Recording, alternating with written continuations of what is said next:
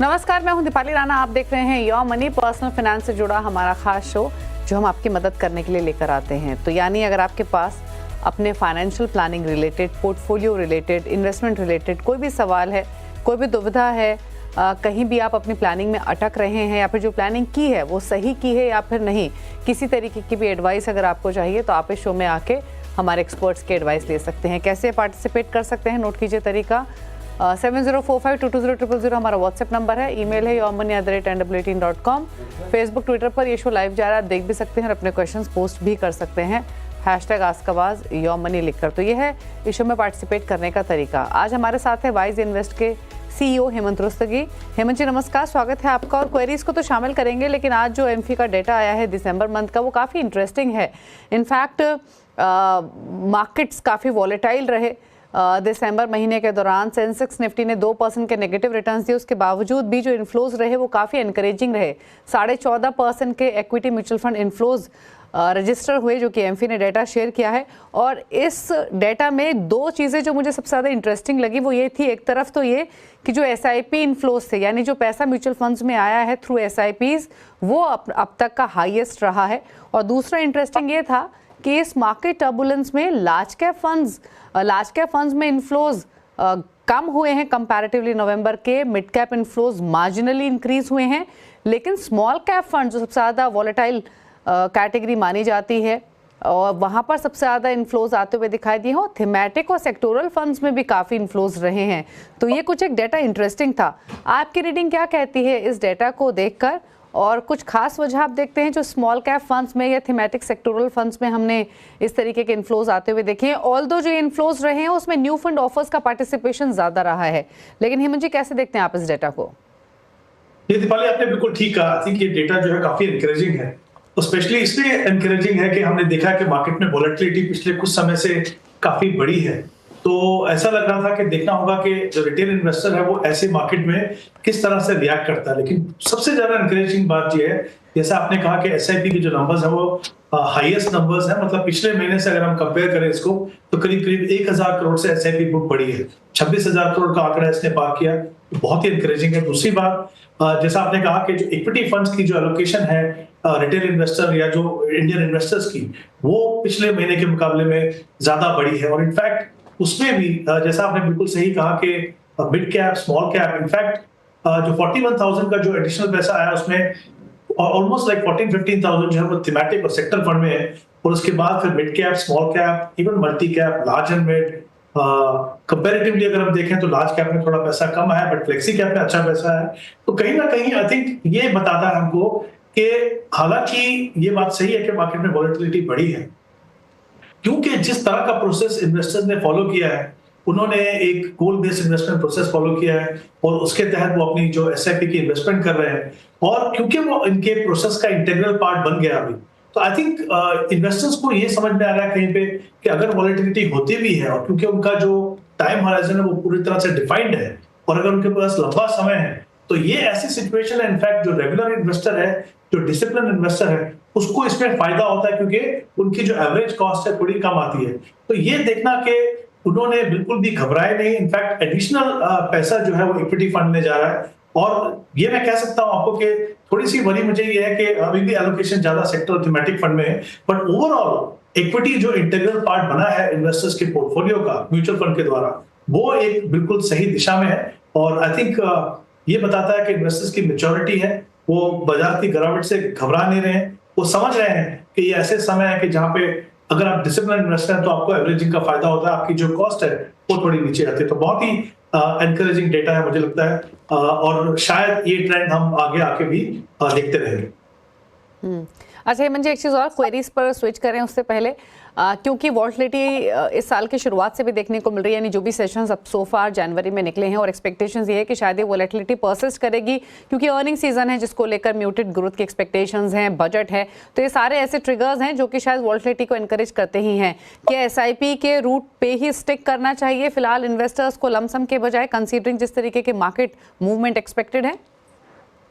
देखिए, यूजुअली अगर आप एक आम निवेशक हैं, आप एक रेगुलर कंट्रीब्यूशन से एक बड़ा कॉर्पस बनाना चाहते हैं, तो ऑब्वियसली उनके लिए तो SIP बिल्कुल सही तरीका है। और जैसे हमने अभी भी बात भी की कि मार्केट के जो वॉलेटाइल पीरियड्स है वहां पे जो जो डिसिप्लिन इन्वेस्टर है उनको फायदा होता है, क्योंकि उनके पास 10-12 साल 15 साल का समय है, तो उनको आज की मार्केट से ज्यादा घबराना नहीं है। और ये जो वॉलेटिलिटी है कहीं ना कहीं, जैसा मैंने कहा, वो उनको उससे फायदा ही होता है, क्योंकि वो कमिटेड है कि वो फिक्स डेट को एक फिक्स अमाउंट एक प्री डिटर्मिन्ड जो फंड्स हैं उसके अंदर डालते हैं। तो मुझे लगता है वो प्रोसेस कंटिन्यू होना चाहिए। देखिए, इस ऐसे में मैं कहूंगा कि अगर किसी के पास लमसम पैसा है, तब भी मैं चाहूंगा कि वो सिस्टमैटिक लें, अप्रोच लें, और साथ में कुछ पैसा जो है वो अगर चाहे तो डेफिनेटली मुझे लगता है कि लमसम इन्वेस्ट करने का भी मौका है। तो अगर मान लीजिए आपको 100 रुपए लगाना है और आपका लंबा टाइम होराइजन है, तो डेफिनेटली आप 30-40% पैसा आप लमसम लगा सकते हैं, और बाकी जो है वो सिस्टमैटिक ट्रांसफर प्लान से। तो ये बात सही है कि जिस तरह की वॉलेटिलिटी है, एक डिसिप्लिन अप्रोच, एक सिस्टमैटिक अप्रोच एक बेहतर साबित होगी, मुझे लगता है, वो द लॉन्गर टर्म। बट इसमें स्पेशली अगर आपके पास कुछ लमसम पैसा है, कुछ हिस्सा डेफिनेटली लमसम इन्वेस्ट करने के भी मौके। ओके, चलिए अब बात करते हैं क्वेश्चंस की। पहले व्यूअर हैं रमन जमवाल, जिन्होंने हिमाचल प्रदेश से हमें सवाल भेजा है, कनेक्टेड है हमारे साथ फोन लाइन पर। रमन जी, गुड इवनिंग, बताइए क्या सवाल है आपका। मेरे 2 क्वेश्चन है मैडम। एक तो ये कि जो मैंने व्हाट्सएप किया आपको, जितनी जो मेरी म्यूचुअल फंड है, क्या उसकी सिलेक्शन प्रॉपर है या आप उसमें कोई चेंज सजेस्ट करते हैं? और दूसरा ये है कि जैसे मैं अगर एसआईपी का अमाउंट बढ़ाना चाहता हूँ, तो किस म्यूचुअल फंड में मैं उस अमाउंट को इंक्रीज करूँ? मैडम, ये 2 मेरे क्वेश्चन हैं। ओके, तो पहले तो मैं आपका पोर्टफोलियो बता देती हूँ हेमंत जी को। हेमंत जी, इनके पास 7 म्यूचुअल फंड्स हैं। Motilal Oswal mid cap 4000 per month, 3,000 each डाल रहे हैं। Nippon India multi cap, HDFC infra, SBI Contra 2,000 each deploy कर रहे हैं। SBI dividend yield, quant small cap और आदित्य बिरला पीएसयू फंड में। पोर्टफोलियो में जो इनका टोटल एसआईपी अमाउंट है वो 19,000 पर मंथ का है। 60,000 पोर्टफोलियो की वैल्यू है। 12 ईयर्स का इनका होराइजन है। एक चीज़ और बताइए रमन जी, जो आपने कहा कि और ऐड करना चाहते हैं, आप एसआईपी ऐड करना चाहते हैं और अमाउंट, या फिर लमसम करना चाहते हैं? नहीं मैडम, एसआईपी का अमाउंट बढ़ाना चाह रहा हूँ मैं। कितना आप प्लान कर रहे हैं? मैं बढ़ा सकता हूँ 5-6 हजार तक। ओके, 6,000 मान के चल लेते हैं, यानी टोटल फिर आपका एसआईपी अमाउंट 19,000 से बढ़ के 25,000 हो जाएगा। तो बताइए हेमंत जी, क्या सजेशन इनके लिए? जी दीपाली, सबसे पहले अगर आप देखेंगे इनकी जो करंट इन्वेस्टमेंट वो 19,000 की है, और इनका जो समय है वो करीब 15 साल है। तो अगर मैं 12% का रिटर्न मान के चलूं, तो करीब 90 लाख का कॉर्पस ये बना पाएंगे, अगर ये अपना प्रोसेस जो अनइंटरप्टेडली कंटिन्यू करते हैं। क्योंकि इन्होंने कहा कि 5-6 हजार से ये बढ़ा सकते हैं, तो डेफिनेटली वो फिगर 1 करोड़ के ज्यादा होगी। तो बिल्कुल आई थिंक अगर हम दिशा की बात करें, इनकी स्ट्रेटेजी की बात करें, तो बिल्कुल सही दिशा में इक्विटी फंड में इन्वेस्ट कर रहे हैं। बट अगर मैं इनका पोर्टफोलियो एनालाइज करूं, तो मुझे लगता है कुछ थोड़े से बदलाव करेंगे तो थोड़ा बेहतर होगा। मैं देख रहा हूँ कि वहाँ पे 2 थीमेटिक फंड है इनके पास। एक एचडीएफसी का इंफ्रास्ट्रक्चर फंड है, और दूसरा जो है एबीएसएल का पीएसयू इक्विटी फंड है। देखिए क्या होता है कि जब आप एक आम निवेशक हो, आप थीमेटिक फंड को ठीक से मॉनिटर नहीं कर पाओ, और क्योंकि उनमें टेंडेंसी भी होती है कि उनकी जो परफॉर्मेंस है वो थोड़ी इरेटिक होती है, तो मेरा ये मानना है कि उसमें जो 5,000 पे इन्वेस्ट कर रहे हैं दोनों में कंबाइंड, वो अगर किसी एक वेल डाइवर्सिफाइड क्वालिटी फंड में अगर इन्वेस्ट करें, जैसे large and mid cap category का फंड है, मोतीलाल ओसवाल अगर चाहें तो उसको कंसिडर कर सकते हैं। वहां पे अगर ये 5,000 पे इन्वेस्ट करें, तो मुझे लगता है कि जो पोर्टफोलियो में जिस तरह की परफॉर्मेंस में कंसिस्टेंसी आनी चाहिए वो होगी, और उन्हें बहुत ज्यादा चिंता नहीं करनी पड़ेगी कि पीएसयू में क्या हो रहा है, इंफ्रास्ट्रक्चर में क्या हो रहा है। और कोई अगर थीम है जहां पे फंड मैनेजर को पोटेंशियल दिख रहा है, तो वो डेफिनेटली आपके पोर्टफोलियो में थ्रू डाइवर्सिफाइड फंड ऑलरेडी शामिल है। एक तो ये करना है। दूसरा, जैसा इन्होंने कहा कि अपनी एसआईपी का अमाउंट बढ़ाना चाहते हैं, तो इनके पास एक अच्छा क्वालिटी मल्टी कैप फंड है, निपॉन मल्टी कैप फंड, उसमें आप अपनी पैसा बढ़ा सकते हैं। और दूसरा, जैसे मैंने इनको कहा कि अगर ये कंसिडर करते हैं मोतीलाल ओसवाल का large and mid cap fund, उसमें भी बढ़ा सकते हैं। तो इन दोनों फंड्स में आप अपनी एसआईपी को बढ़ा सकते हैं। ओके, चलिए, तो सलाह आपको दी गई है। HDFC infra, Aditya Birla PSU, quant small cap से निकलने की सलाह है। इसके अलावा बाकी फंड्स रखिए, 2 फंड्स और ऐड कर सकते हैं, Nippon India small cap, Nippon India large and mid cap. अच्छा, एक चीज़ और क्विकली आपसे पूछना चाहते हैं हेमंत जी, इनके पोर्टफोलियो पर जो इन्होंने गोल सेट किया है 15 ईयर्स का, कंसीडरिंग कि 19,000 से बढ़ाकर एसआईपी 25,000 की कर देंगे, कितना रिटर्न एक्सपेक्ट करें इन 15 ईयर्स? जी, जैसा मैंने कहा कि अगर जो करंट एसआईपी का लूंगा तो करीब 90 लाख का कॉर्पस बनेगा। मैं यहाँ पे 12% के रिटर्न एज्यूम करके चल रहा हूँ। बट जैसा उन्होंने कहा कि 5 या 6 हजार से अपनी एसआईपी वो बढ़ा रहे हैं, और हो सकता है क्योंकि इनके पास 15 साल का समय है, तो हो सकता है आगे जाके भी। और मैं इनफैक्ट ये रिकमेंड करूंगा इनको कि अगर ये जो स्टेप अप एसआईपी का जो कॉन्सेप्ट है उसको अगर फॉलो करें, तो वो एक बहुत ही अच्छा कॉन्सेप्ट रहेगा इनके लिए। देखिए, दोनों चीजों में डिसिप्लिन रहेगा। आपके जो सेविंग प्रोसेस है वहां पे भी आप बढ़ती इनकम का कुछ हिस्सा सेव करेंगे और इन्वेस्टमेंट में भी आपकी जो पैसा है थोड़ा बढ़ता रहेगा। तो अगर वो करेंगे तो कॉर्पस कहीं भी ज्यादा बनेगा, स्पेशली अगर ये हर साल स्टेप अप करते हैं तो मुझे लगता है 15 साल में ऑलमोस्ट डबल कर सकते हैं अपने कॉर्पस को अगर ये डिसिप्लिन तरीके से इन्वेस्ट करें। ओके, चलिए, तो ये रहा सजेशन आपके पोर्टफोलियो को लेकर। बात करते हैं अगले व्यूअर से। धर्मेंद्र कुमार हरियाणा से हमारे साथ कनेक्टेड हैं। धर्मेंद्र जी नमस्कार, बताइए सवाल अपना। हाँ मैम नमस्कार। हेलो, क्या सवाल है आपका? हाँ जी मैम, मेरे दो क्वेरी हैं। एक तो ये कि जो मैंने फंड सिलेक्शन नाम भेजा वो आपको पास है, तो उसमें क्या ये डाइवर्सिफाइड है या डाइवर्सिफिकेशन के लिए कुछ करना पड़ेगा? दूसरा ये जो मेरा टारगेट है कोर पे 1 करोड़ का है 2034 तक, तो इसमें जो सिप अमाउंट है उसको क्या इंक्रीज करना पड़ेगा या लमसम डालना पड़ेगा, क्या कुछ करना पड़ेगा, ये बताइए पहले। पूछ लेते हैं, आपके सवाल पर राय ले लेते हैं। क्या सजेशन रहेगा इनके लिए? मैं क्विकली रैप अप कर देती हूँ इनका क्वेश्चन।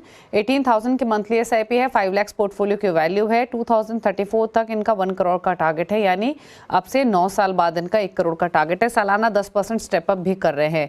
कौन से फंड है? एक तो इनके ज़्यादातर एलोकेशन 99% एलोकेशन इनका एक ही फंड हाउस में है जो कि HDFC है। HDFC business cycle fund, HDFC infra fund, यहाँ पर 4,000 each, HDFC multi cap, HDFC defence, HDFC banking and services, HDFC technology, HDFC small cap में 2,000 ईच है। लमसम 1 लाख डाले हैं HDFC मैन्युफैक्चरिंग में और SBI इनोवेटिव में 1 लाख का इन्वेस्टमेंट इन्होंने किया हुआ है। बताइए इनके लिए सजेशन। देखिए दीपाली, यहाँ पे बहुत इंपॉर्टेंट एस्पेक्ट जैसे आपने बात की, एक तो उनका जो मेजॉरिटी जो पैसा है, जैसे आपने कहा ऑलमोस्ट 99% जो पैसा है वो एक ही फंड हाउस में है। और दूसरा अगर हम देखें तो काफी सारी इन्वेस्टमेंट जो है वो सेक्टर और थीमेटिक फंड में। इनफैक्ट मुझे लगता है ये दो चीजें हैं डेफिनेटली उनको इसके ऊपर ध्यान देनी होगी। कभी कभी क्या होता है एज एन इन्वेस्टर हम किसी पर्टिकुलर ब्रांड से कंफर्टेबल है, ऑफ कोर्स HDFC बहुत ही स्ट्रॉन्ग ब्रांड है, उनकी परफॉर्मेंस भी अच्छी है, लेकिन हम ये ना भूलें कि और भी बहुत सारे फंड हाउसेज हैं जहाँ पे काफी एक्सपीरियंस फंड मैनेजर हैं, डिफरेंट इन्वेस्टमेंट स्ट्रैटेजी फिलोसफीज को फॉलो करते हैं। तो एज एन इन्वेस्टर आपकी कोशिश ये होनी चाहिए कि आप अपने पोर्टफोलियो को थोड़ा सा ब्रॉड बेस बनाएं और डिफरेंट फंड हाउसेज के साथ अपना पोर्टफोलियो बनाएं। तो डेफिनेटली एक तो वो बदलाव करने की जरूरत है। दूसरा, हमने पहले भी बात की अभी थोड़ी देर पहले शो में कि जो थीमेटिक सेक्टर फंड्स हैं उनके साथ प्रॉब्लम ये है कि उनमें पोटेंशियल है कि वो आपको जो नॉर्मल वेल डाइवर्सिफाइड फंड्स हैं उनसे बेटर परफॉर्मेंस दे सकते हैं, लेकिन उनकी परफॉर्मेंस काफी इरेटिक होती है। ऐसे पीरियड्स हो सकते हैं जब वो काफी समय तक या तो पुअर परफॉर्मेंस दें या तो अंडर परफॉर्म करें। तो एज एन इन्वेस्टर कहीं ना कहीं वो आपके कॉन्फिडेंस को शेक करता है। तो आपको कोशिश ये करनी है ये समझते हुए कि इक्विटी पर से एक एग्रेसिव एसेट क्लास है, उसके अंदर जितना पैसा आप वेल डाइवर्सिफाइड क्वालिटी फंड्स में लगाएंगे पैसा उतना ही आपके लिए इंपॉर्टेंट होगा। क्योंकि इक्विटी में सबसे इंपॉर्टेंट बात यह है कि एक तो आपको इन्वेस्ट तो करना ही है, लेकिन आपको इन्वेस्टमेंट करके उसमें बने रहना है। जब आप बने रहेंगे तभी आपको इक्विटी का रिटर्न मिलेगा। तो ये दो एस्पेक्ट को इनको बदलाव करना है। तो मेरा ये मानना है कि जितने भी सेक्टर थीमेटिक फंड है इनमें मैं मानता हूं कि पोटेंशियल है, पर जैसा मैंने कहा कि एक आम निवेशक के लिए उसको जरा फॉलो अप करना मुश्किल होता है। स्पेसिफिकली जो थीमेटिक फंड्स हैं वहां से निकल के आप कुछ फंड देख सकते हैं, जैसे कोटक मल्टी कैप फंड है, वहां पे आप 6,000 इन्वेस्ट कर सकते हैं। ये बहुत ही अच्छा क्वालिटी मल्टी कैप फंड है। यहाँ पे तीनों सेगमेंट में लार्ज कैप, मिड कैप और स्मॉल में आपको एक्सपोजर मिलेगा।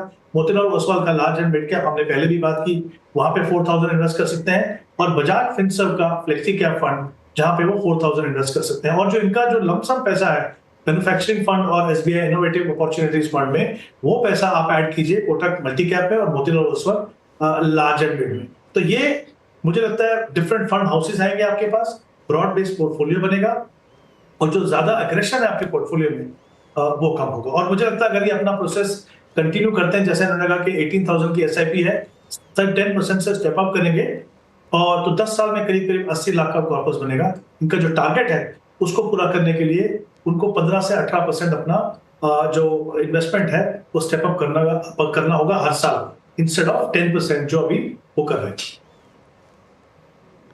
ओके, चलिए, तो सलाह आपके पोर्टफोलियो को लेकर दी गई है। एक ही AMC में सारा एलोकेशन ना रखें आप, ये आपके लिए सजेशन है।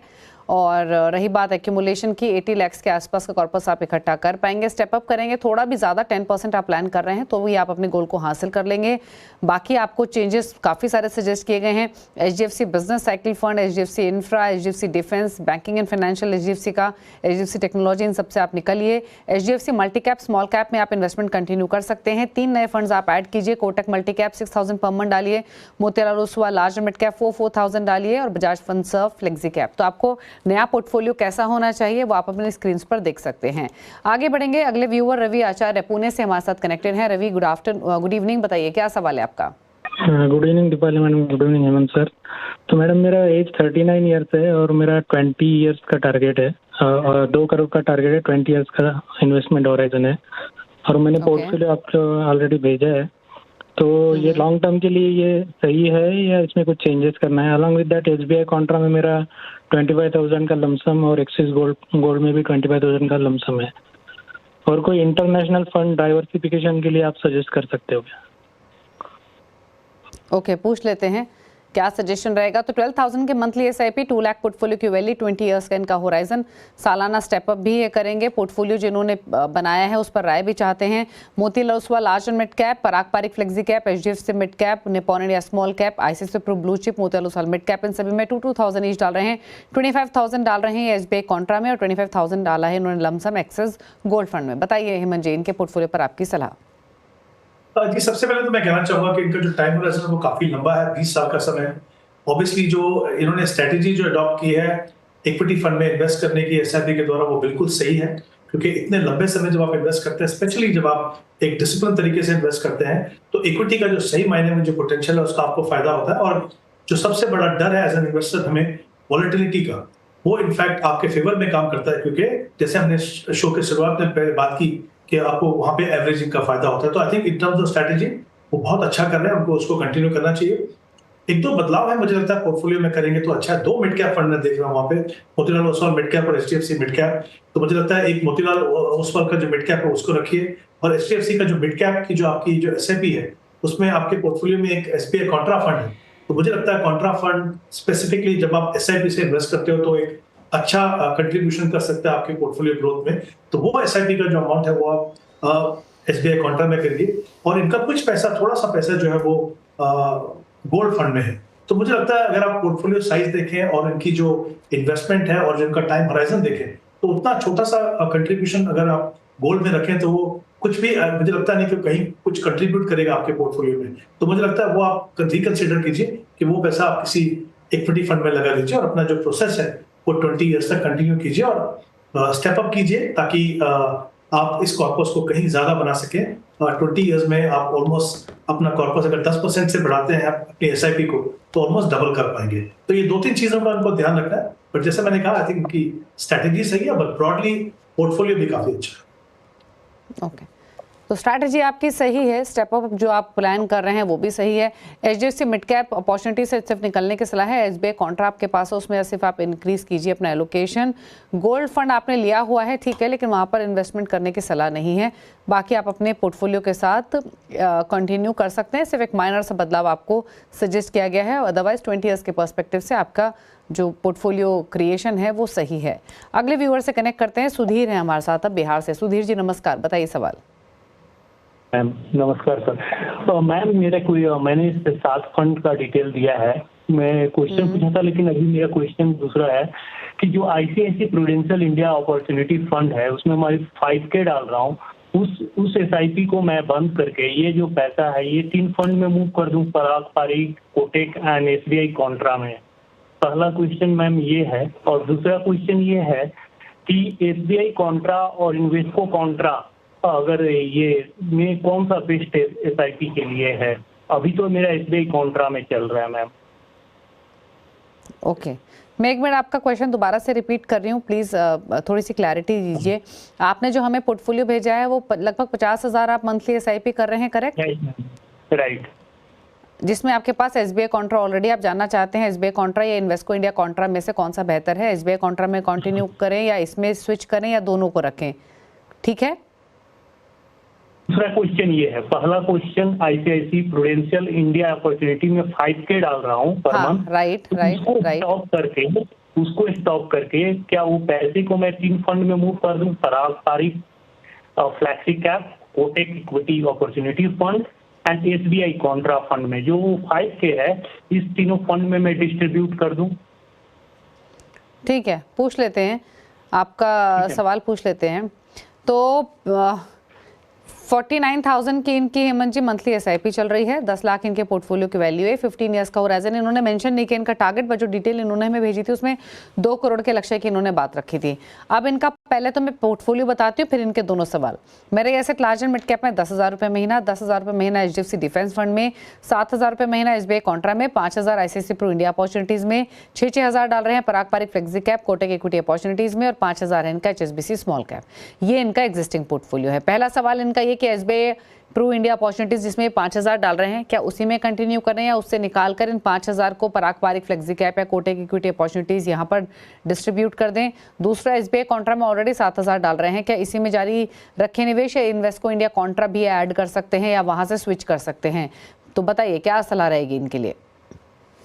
जी, आई थिंक ओवरऑल बिल्कुल समय इनके पास इक्विटी का portfolio I think again in terms of strategy बिल्कुल सही है, क्योंकि इन्होंने स्पेसिफिकली 3 फंड की बात की। तो मैं शुरुआत करता हूँ ICICI pro India opportunities fund. एक तरीके से हम कह सकते हैं कि ये स्पेशल सिचुएशन फंड है, जहाँ पे ऐसी कंपनीज में इन्वेस्ट करते हैं जहाँ पे कॉर्पोरेट रिस्ट्रक्चरिंग हो रही हो, या फिर कुछ जो अगर गवर्नमेंट की पॉलिसीज है उसमें अगर कुछ बदलाव हो जहाँ से इन कंपनीज को फायदा हो। तो ऐसे थीम मैंने जैसे पहले भी बात की कि थीमेटिक फंड की प्रॉब्लम ये है कि उनकी परफॉर्मेंस एरेटिक होती है, बट ये एक ब्रॉड बेस्ड थीम है।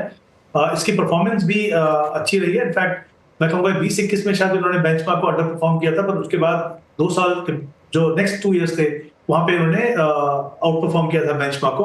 बट अगेन मैं फिर से वही कहूंगा कि एक आम निवेशक के लिए थीमेटिक फंड जरूरी नहीं है पोर्टफोलियो में होना। तो मुझे लगता है उसके जगह में, जैसे उन्होंने कहा कि वो निप्पॉन मल्टी कैप को देख रहे हैं, तो मुझे लगता है कि मुझे अगर चूज करना है एक मल्टी कैप फंड दोनों में से, तो एक शायद कोटक मल्टी कैप फंड एक बेटर ऑप्शन होगी।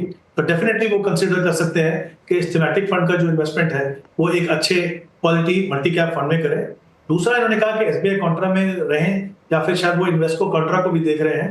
देखिए, अगर दोनों के दोनों क्वालिटी फंड्स हैं, अगर मैं पिछले 2 साल की परफॉर्मेंस देखूं तो इन्वेस्को कॉन्ट्रा की परफॉर्मेंस अच्छी है, बट अगर मैं लॉन्ग टर्म इन्वेस्टमेंट देखूं तो कंसिस्टेंटली SBI कॉन्ट्रा ने बेटर परफॉर्म किया है।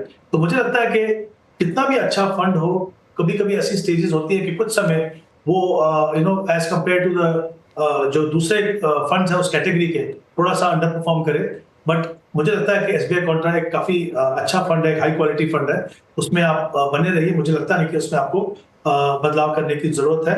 तो ये एक इंपॉर्टेंट है। दूसरा, इन्होंने कहा कि मिरई का जो large and mid cap fund है, यस, उसकी परफॉर्मेंस डेफिनेटली उतनी अच्छी नहीं रही है जितने उसके अदर दूसरे जो पीयर ग्रुप के जो फंड्स हैं उसमें है। वहां पे मोतीलाल ओसवाल मिड कैप जो ये कंसीडर कर रहे हैं large and mid cap fund, वो बहुत ही अच्छा फंड है, वो करे। और एक और मैं चीज कहना चाहूंगा, इनका जो कुछ पैसा है HDFC डिफेंस फंड में भी जा रहा है। मेरा ये मानना है कि अगेन एज ए थीम हमने देखा है कि उसमें उन स्टॉक्स में काफी बड़ी करेक्शन हुई है।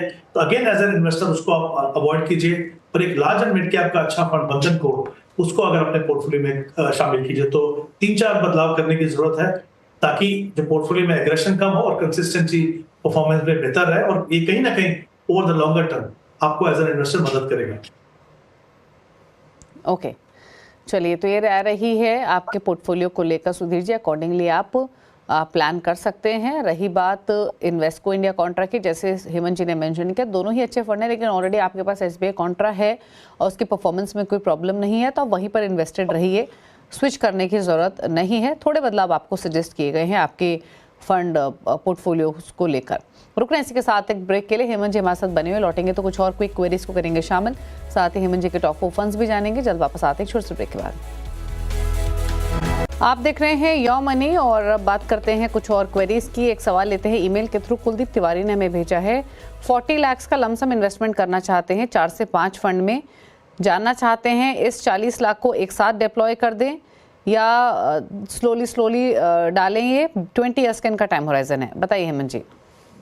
ये देखिए दीपाली, 20 साल का समय इनके पास, तो डेफिनेटली रिकमेंडेशन तो ये देखिए कि वो इक्विटी में इन्वेस्ट करें।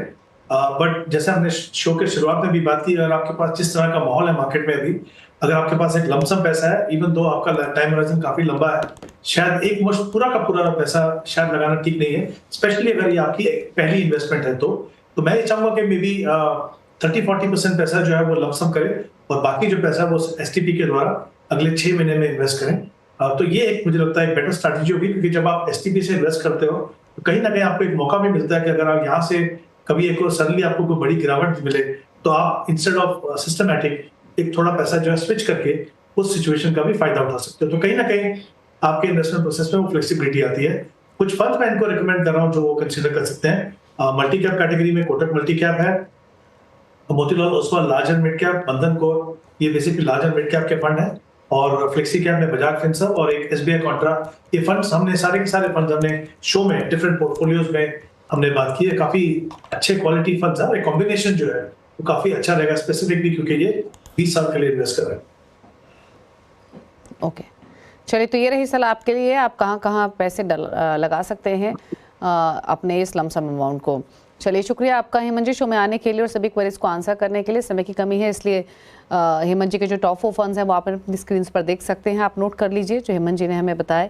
इन 4 फंड्स को मिलाकर आप एक पोर्टफोलियो क्रिएट कर सकते हैं, जो आप अपनी स्क्रीन पर अभी देखेंगे। थैंक यू हेमंत जी सभी क्वेरीज को आंसर करने के लिए। इसी के साथ एक ब्रेक का वक्त भी हो गया है। ब्रेक के उस पर भी खबरें जारी CNBC आवाज़ पर। नमस्कार।